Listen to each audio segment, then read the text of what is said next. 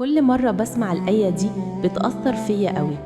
الذين يتوكلون على الرب يجددون قوتهم، يرفعون أجنحة كالنسور. ودايما بسأل نفسي، ليه ربنا اختار النسر بالذات؟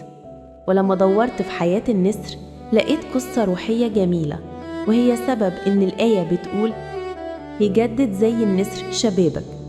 لما النسر بيكبر منقاره بيكبر وبيتني، وريشه بيكون تقيل، ومخالبه بتكبر وتضعف.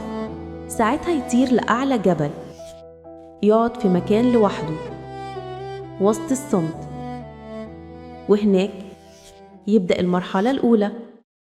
يبدأ يكسر منقاره القديم بنفسه ويستنى لما يطلع بالمنقار الجديد. والمرحلة التانية يشيل ريشه بمنقاره الجديد.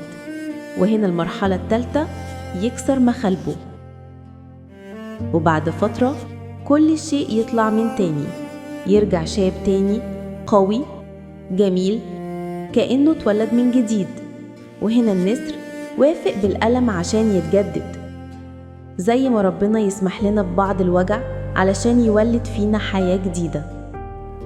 اللي يتوكل على ربنا مش معناه بس يستنى، لكن يسلم نفسه لإيد ربنا اللي بتجدد، زي النسر اللي يقبل يكسر القديم عشان يعيش من جديد. يبقى لما أتعب أو أضعف أطلع جبل الصلاة واسيب ربنا يشتغل فيا، هو اللي يجدد قوتي.